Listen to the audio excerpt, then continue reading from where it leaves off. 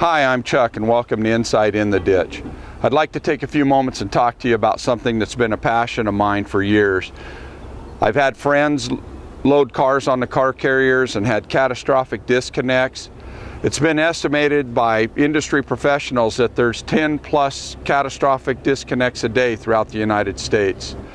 You're loading a car up onto the car carrier deck and something fails.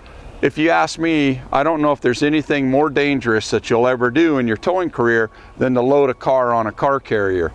From the time that car starts to come up the deck until the time you secure it, if anything goes wrong, that car can roll off out into oncoming traffic. I'd like to have you think for a moment of what it would be like to be out on the side of a freeway, 75-mile-an-hour traffic going by, and a car comes off the deck as you're loading it and rolls out into the traffic. Think about all the mayhem.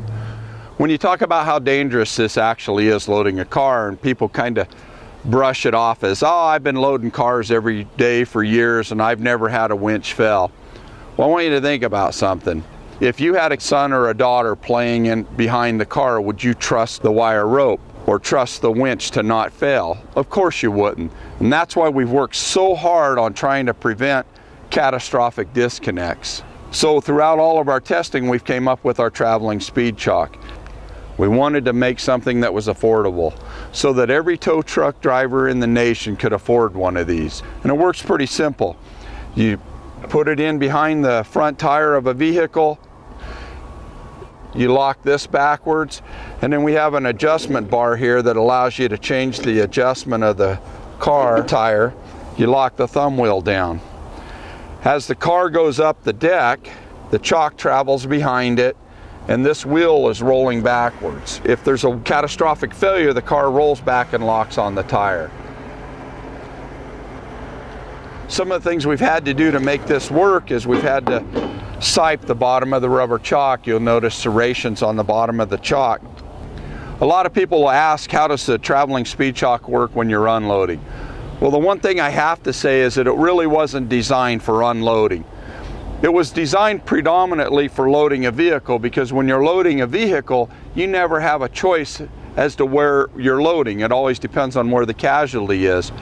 You do have a choice when you're unloading. I would never unload a vehicle with children playing behind it, or a police officer behind it, or any human behind a vehicle. But if you have a wireless remote control, it's quite easy to use the traveling speed chock when unloading.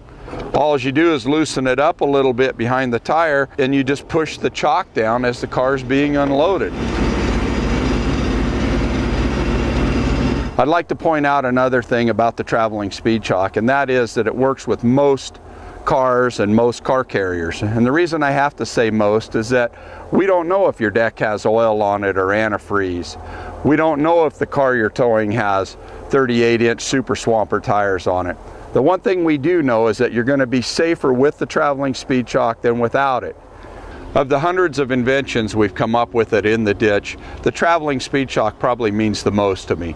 And the reason is this is the invention where you, the towers, have been calling us and telling us how it may have saved somebody's life out there when you've had a catastrophic disconnect. And that means the world to me, to know that we've made a product that is making a difference in people's lives. I want to thank you for tuning in to Inside in the Ditch.